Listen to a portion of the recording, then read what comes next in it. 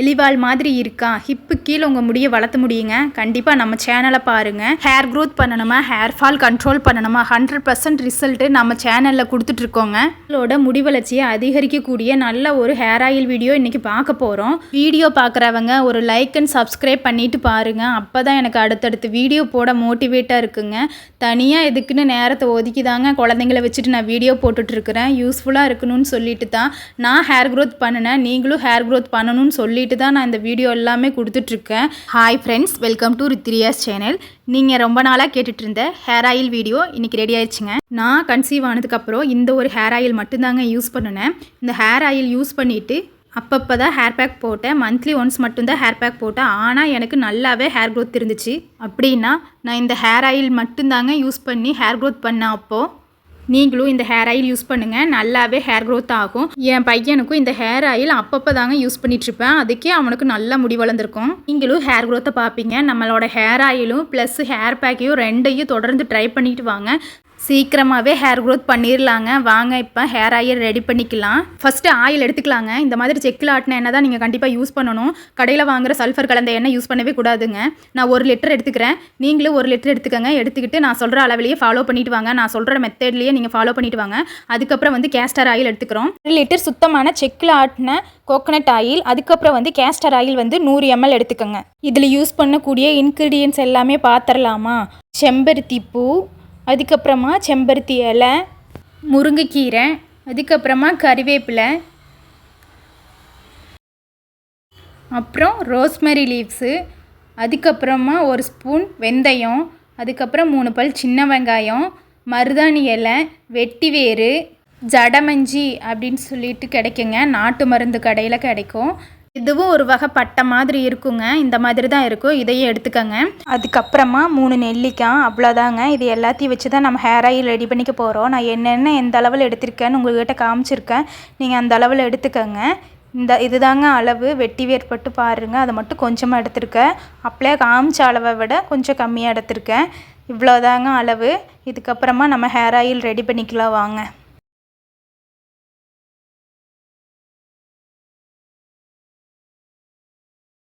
நான் சொல்கிற மெத்தட்லேயே ஃபாலோ பண்ணிவிட்டு வாங்க. ஒரு மிக்ஸி ஜார் எடுத்துக்கோங்க. காரம் எதுவும் இல்லாத நல்ல சுத்தமான மிக்ஸி ஜாராக இருக்கணுங்க. அதில் செம்பருத்தி இலை, முருங்கைக்கீரை, கருவேப்பிலை, வெந்தயம் இதெல்லாம் போட்டு கிரைண்ட் பண்ணி எடுத்துகிட்டு வந்துடுங்க. செம்பருத்தி பூ வேண்டாம். இதில் வெட்டிவேர் நான் போட்டிருப்பேன். அதை அரைப்படாது. நீங்கள் அதை சேர்த்துக்க வேணாம்.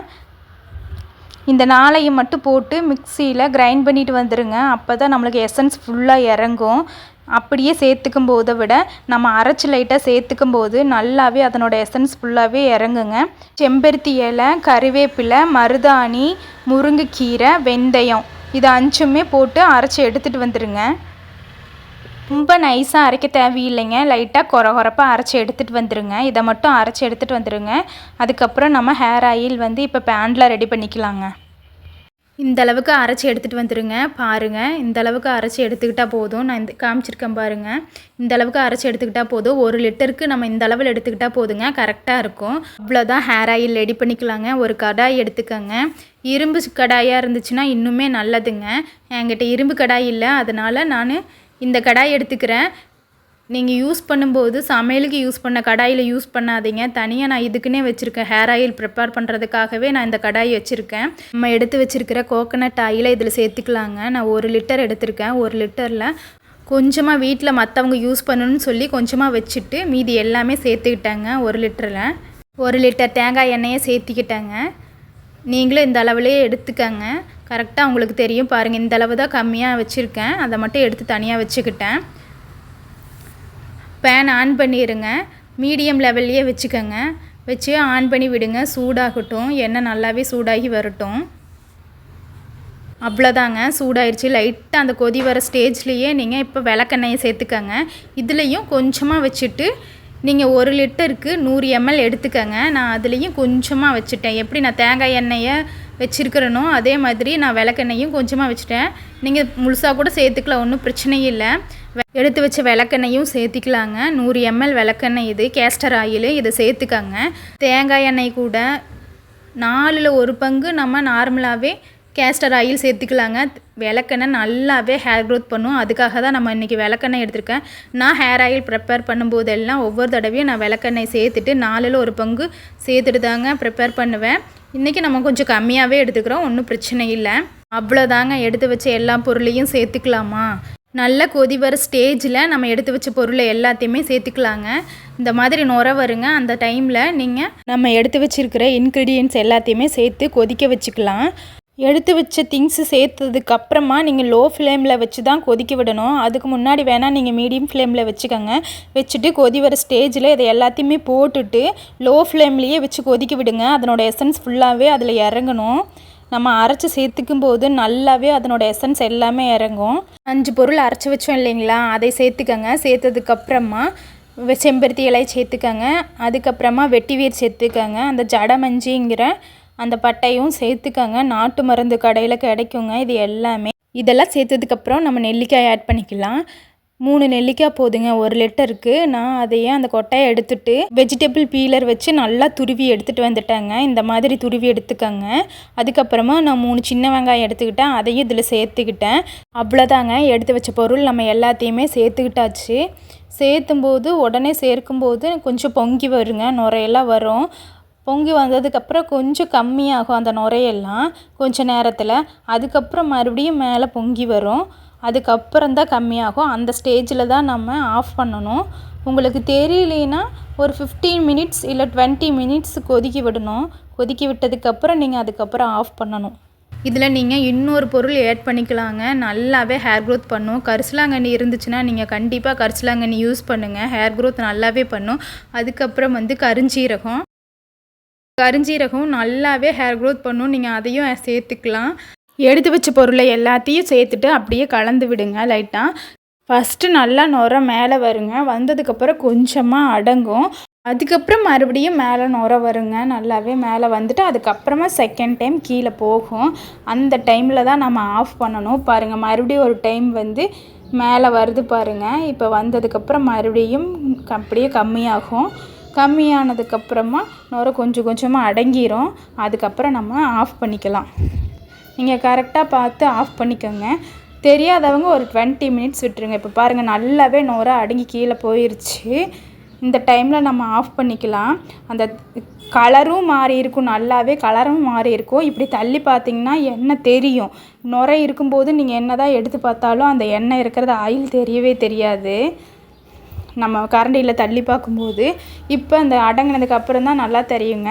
இந்த டைமில் நீங்கள் ஆஃப் பண்ணிவிடுங்க. நம்மளோட ஹேர் ஆயில் போட்டு மட்டும் பாருங்கள், நல்லாவே ஹேர் க்ரோத் ஆகும். கண்டிப்பாக ஹேர் க்ரோத் ஆகும். நம்ம இன்றைக்கி யூஸ் பண்ணியிருக்கிற ஹேர் ஆயிலை விளக்கெண்ணெய் சேர்த்திருக்காங்க, அதுதான் ஹேர் ஆயில் சேர்த்திருக்கோம். அதை யூஸ் பண்ணும்போது நல்லாவே ஹேர் க்ரோத் பண்ணும். முடியை நல்லா மாய்ஸ்சரைசராக வச்சுக்கோங்க. நல்லா ஈரப்பதத்தோடு வச்சுருக்கோம். ஹேர் ஆயிலை யூஸ் பண்ணிகிட்டே வாங்க. யூஸ் பண்ணிவிட்டு நம்மளோட ஹேர் பேக்கையும் போட்டுட்டு வாங்க. நல்லாவே ஹேர் க்ரோத் ஆகும். ஆஃப் பண்ணினதுக்கு அப்புறமும் கூட லைட்டாக அதில் கொதிச்சிட்டே இருக்கும் பாருங்கள். தள்ளி விட்டு பாருங்கள்.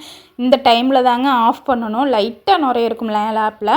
அந்த டைமில் நீங்கள் ஆஃப் பண்ணிக்கலாம். எல்லாமே நல்லா அதில் எசன்ஸ் எல்லாம் இறங்கி இருக்கும். ஹேர் ஆயில் ரெடி பண்ணுறவங்க இதை ரெடி பண்ணி யூஸ் பண்ணுங்கள். அப்படி இல்லாதவங்க நான் சீக்கிரமே ஹேர் ஆயில் ரெடி பண்ணி சேல்ஸ் பண்ண போகிறேன், நீங்கள் வாங்கிக்கலாங்க. அவ்வளோதாங்க, ஹேர் ஆயில் ரெடி ஆயிடுச்சு. இதை நீங்கள் ஒரு நாள் நைட் ஃபுல்லாக விட்டுருங்க. அப்படியே எதுவும் பண்ணாமல் தட்டை போட்டு மூடி வச்சுருங்க. மூடி வச்சுட்டு அடுத்த நாள் எடுத்து நம்ம ஃபில்டர் பண்ணிக்கலாம். பாருங்கள், நம்மளோட ஹேர் ஆயில் இந்த மாதிரி தாங்க கிடைக்கும். டார்க் க்ரீன் கலரில் கிடைக்குங்க. அந்த பாச கலர்னு சொல்லுவாங்க இல்லையா, அந்த கலரில் கிடைக்கும். நம்ம ஆயில் ப்ரிப்பரேஷன் ரெடி ஆயிடுச்சுங்க. பாருங்கள், இந்த கலரில் தான் கிடைக்கும். ஆயில் ரெடி ஆயிடுச்சு. ஃபுல்லாக நைட்டெல்லாம் ஊறி அதனோட எசன்ஸ் எல்லாம் இறங்கி நம்ம அதுவும் அரைச்சி சேர்த்துருக்கும் போது அதனோட எசன்ஸ் ஃபுல்லாகவே நல்லாவே இறங்கியிருக்கும். நான் இப்படி தான் ஹேர் ஆயில் ரெடி பண்ணி யூஸ் பண்ணிகிட்ருக்கிறேன். நீங்களும் கண்டிப்பாக இந்த மாதிரி ஹேர் ஆயில் ரெடி பண்ணி யூஸ் பண்ணுங்கள். நான் சொன்ன மெத்தட்லேயே யூஸ் பண்ணுங்கள். கண்டிப்பாக ஹேர் நல்லாவே க்ரோத் ஆகும். நம்ம இதோட பாட்டிலில் ஸ்டோர் பண்ணிக்கலாம். நீங்கள் கண்ணாடி பாட்டிலில் ஸ்டோர் பண்ணிக்கோங்க. நான் அளவளவாக ரெடி பண்ணி இந்த மாதிரி பாட்டிலில் ரெடி பண்ணி வச்சுப்பேன். உங்களுக்காக இன்றைக்கி நான் 1 லிட்டர் செஞ்சு காட்டியிருக்கேன் தனியாகவே. 1/2 லிட்டர் தான் நான் எப்பவுமே ரெடி பண்ணிக்குவேன். நீங்களும் இந்த மாதிரி 1/2 லிட்டருக்கு தகுந்த மாதிரி செஞ்சுக்கலாம். பாதி அளவு எடுத்துக்கோங்க. 1 லிட்டர் வேணும்னா நீங்கள் இந்த அளவுலேயே எடுத்துக்கலாம். ஃபில்டர் பண்ணிக்கலாம். இந்த மாதிரி ஒரு ஒயிட் கிளாத் வச்சு ஃபில்டர் பண்ணிக்கங்க. நான் கொஞ்சம் கொஞ்சமாக அந்த கண்ணாடி பாட்டிலையே ஃபில்டர் பண்ணி இன்னொரு பாட்டிலில் சேர்த்துக்கிட்டேன். என்கிட்ட இந்த பாட்டில் மட்டும்தாங்க இருக்குது. அதனால் இன்னொரு பிளாஸ்டிக் பாட்டில் இருக்குது, அதுலேயும் ஸ்டோர் பண்ணிக்கிறதுக்காக எடுத்துக்கிட்டேன். பெருசாக உங்கள்கிட்ட கண்ணாடி பாட்டில் இருந்துச்சுன்னா கண்ணாடி பாட்டிலில் ஸ்டோர் பண்ணி வச்சு நீங்கள் கண்டிப்பாக ஹேர் ஆயில் யூஸ் பண்ணுங்கள். அது நல்லாவே ஹேர் க்ரோத் ஆகும். நம்மளோட ஹேர் ஆயில் நம்மளோட சேனலை பார்த்துட்டு வாங்க. நம்ம சேனலை பார்த்து யூஸ் பண்ணிவிட்டு வாங்க. ஒன்றும் எவ்வளவு கம்மி முடியாக இருந்தாலும் சரி, நீங்கள் உங்களுக்கு அடர்த்தி இல்லைனாலும் சரி, நீளம் இல்லைனாலும் சரி, ரொம்ப முடி கொட்டுதுனாலும் சரி, எல்லாத்துக்குமே உடனே தீர்வு கிடைக்குங்க. நல்லாவே ரிசல்ட் தரும். நான் அந்தளவுக்கு தான் ஒவ்வொரு ஹேர் பேக்கையும் சரி, ஹேர் ஆயிலும் சரி உங்களுக்காக நான் ரெடி பண்ணி கொடுத்துட்ருக்கேன். நான் கொஞ்சம் கொஞ்சமாக சேர்த்து ஃபில்டர் பண்ணி எடுத்து வச்சுக்கிட்டேங்க. நீங்கள் ஒரு பாட்டில்லையே நல்லாவே பெரிய பாட்டில் இருந்துச்சுன்னா அதில் ஸ்ட்ரைட்டாகவே ஃபில்டர் பண்ணிக்கங்க. எதையும் கீழே சிந்தாமல். ஃபில்டர் பண்ணிக்கிற அன்றைக்கி ஆயில் வச்சுருக்காதீங்க தலையில். ஃபில்டர் பண்ணும்போது எப்படி நம்ம கையில் ஆயில் நல்லாவே இருக்கும். ஃபில்டர் பண்ணும்போது படுற ஆயில் எல்லாமே உங்கள் ஹேருக்கு யூஸ் பண்ணிங்க. அதை வேஸ்ட் பண்ணிக்காதீங்க. நான் எந்த அளவுக்கு முடி கம்மியாக வச்சுருந்து இப்போ இந்த அளவுக்கு ஹேர் க்ரோத் பண்ணியிருக்கிறதாங்கிறத உங்கள்கிட்ட காமிச்சிருக்கேன். மற்ற வீடியோவிலையும் காமிச்சிருக்கேன். நான் சொல்லிட்டு தான் வந்துட்டுருக்கேன். நீங்கள் ஹேரை மெயின்டெனன்ஸாக வச்சுக்கிட்டால் மட்டுமே ஹேர் நல்லாவே க்ரோத்தாக இருக்குங்க. ஜெனட்டிக்காக வரவங்களுக்கு வேணால் ஹேர் நல்லாவே இருக்கலாம். அவங்களுக்குமே ஒரு ஸ்டேஜில் கண்டிப்பாக ஹேர் ஃபால் ஆகும். அவங்களும் இந்த மாதிரி ஹேர் கேர் பண்ணிகிட்டே இருந்தால் கண்டிப்பாக ஹேரை மெயின்டைனாக வச்சுக்கிட்டே இருந்தால் நல்லாவே க்ரோத் இருக்கும். நம்மளும் ஹேர் க்ரோத் பண்ண முடியும். நீங்கள் நம்பி நம்ம சேனலை பாருங்கள். ஹேர் பேக்கை போடுங்க. 100% ரிசல்ட் வரும். கண்டிப்பாக நீங்கள் ஹேர் க்ரோத் பண்ணிட முடியும். நிறைய பேர் கமெண்ட்டில் ஹேர் ஆயில் எப்படி ப்ரிப்பேர் பண்ணுறதுன்னு கேட்டிருக்கீங்க. அப்புறம் டவல் ட்ரையிங் வீடியோ கேட்டிருக்கிறீங்க. அதுக்கப்புறம் எப்படி ஹேரை ஃபுல்லாகவே மெயின்டைனாக வச்சுருக்கிறீங்க, ஆயில் ப்ரிப்பரேஷன், ஆயில் தடவுறது, அதுக்கப்புறம் ஹேர் வாஷ் பண்ணுறது, அதுக்கப்புறம் எப்படி ட்ரை பண்ணுறீங்க அப்படின்னு சொல்லி எல்லாமே ஒருத்தவங்க கேட்டிருக்காங்க. அது எல்லாமே நான் அடுத்தடுத்த வீடியோவில் கொடுப்பேங்க. நீங்கள் பாருங்கள் நம்ம ஹேரை எப்படி வச்சுருக்கிறோமோ இந்தளவுக்கு நல்லாவே ஹேர் க்ரோத் ஆகுங்க. நம்ம சப்ஸ்கிரைபர் கேட்டதெல்லாம் நான் அடுத்தடுத்த வீடியோவில் கொடுத்துட்டே இருப்பேங்க. ஒன்றா நீங்கள் ஃபாலோ பண்ணிகிட்டே வாங்க. கண்டிப்பாக ஹேர் க்ரோத் பண்ணிடலாங்க. நான் ஃபுல்லாக ஃபில்டர் பண்ணிட்டேன். இந்த மாதிரி வேஸ்ட் தாங்க கிடைக்கும். 1 லிட்டருக்கு இவ்வளோ வேஸ்ட் கிடைக்கிது பாருங்கள். நான் 1 லிட்டர் எண்ணெய் எடுத்தேன். அது 250 ml இல்லை, 1 லிட்டருக்கு 1/4 லிட்டர் எண்ணெய் கம்மியாக கிடச்சிருக்குங்க. 3/4 லிட்டர் எண்ணெய் கிடச்சிருக்கு. அவ்வளோதாங்க. ஹேர் ஆயில் ரெடி ஆயிடுச்சு. இந்த மாதிரி தான் வேஸ்ட்டு கிடைக்குங்க. நம்மளோட ஹேர் ஆயிலை நைட்டு அப்ளை பண்ணிவிட்டு அடுத்த நாள் ஹேர் வாஷ் பண்ணிவிட்டு வாங்க. நைட் ஃபுல்லாக ஊறட்டும். அடுத்த நாள் நீங்கள் ஹேர் வாஷ் பண்ணி பாருங்கள். நம்மளோட ஹேர் பேக்கை போட்டு நம்மளோட ஹேர் பேக்கை போடும்போது கண்டிப்பாக ஆயில் வச்சுட்டு தாங்க ஹேர் பேக் போட்டுட்டு ஹேர் வாஷ் பண்ணிவிட்டு வரணும். ஹேர் வாஷ் பண்ணதுக்கப்புறம் அந்த அன்றைக்கி ஃபுல்லாக நீங்கள் விட்டுறணும். ஹேர் பேக் போடுற அந்த அன்றைக்கும் அதுக்கடுத்த நாளும் நீங்கள் கண்டிப்பாக ஹேர் ஆயில் வைக்க வேணாம். ஹேர் பேக்கோட எசன்ஸ் ஃபுல்லாக அதில் இறங்கணுங்க. அடுத்த நாள் ஈவினிங் அல்லது ஆஃப்டர்நூன் நம்மளோட ஹேர் ஆயில் அப்ளை பண்ணிக்கலாங்க. போட்டு வாங்க. நல்லாவே ஹேர் க்ரோத் கிடைக்கும். நம்ம சேனலை லைக் அண்ட் சப்ஸ்கிரைப் பண்ணுங்கள். ஃபாலோ பண்ணிவிட்டு வாங்க.